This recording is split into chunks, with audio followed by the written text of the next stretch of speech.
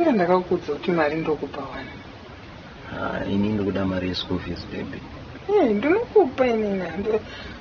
Unoziva kuti chii? Baranzi remumba munomu rinondistressa zvokuti pfungwa yangu yese inenge iri kwauri. Rupirira kwauri. Ya madha ndawenda. Ruti madha kunani? Okay baby ndawenda. Sika kwe kunditi madha ndo yandisingada nditi.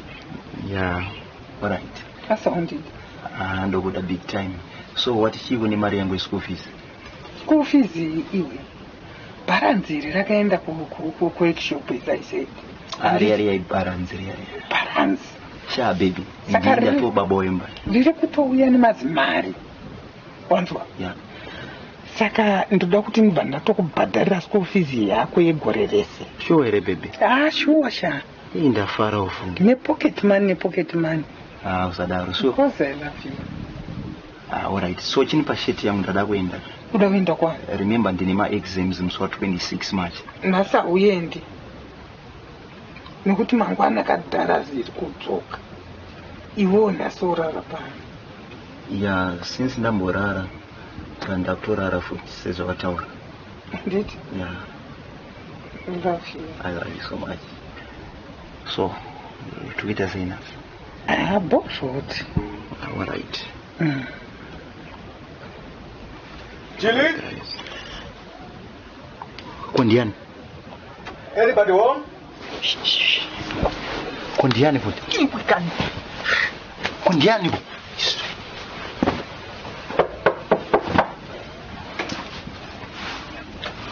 Right. That's all kumba manje.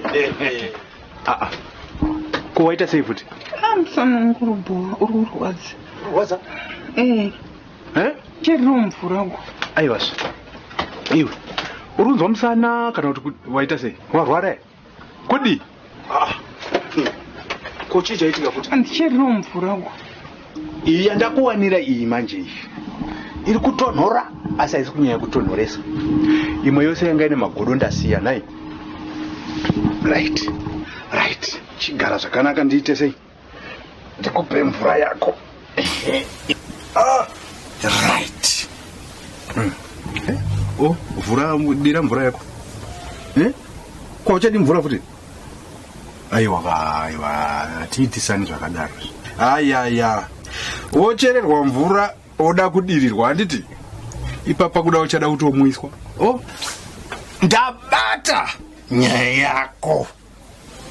Tukutaurira.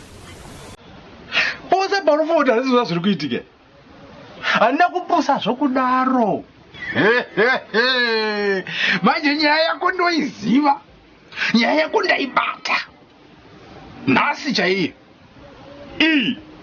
Ndoenda batisa. Vunzaka kuti chii chiri kuitika ndikuudza. Vunza. Chididi. Iwe. Wava nenhumbu.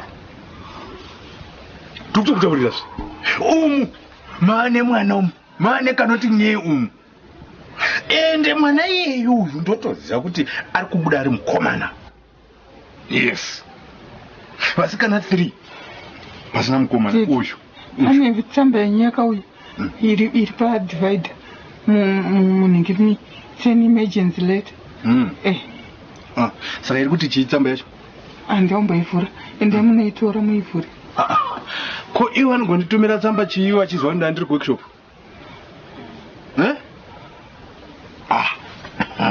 Anyway, ngationa kuti tsamba yacho iri kudei. Inogona kunge itori promotion ka. Plus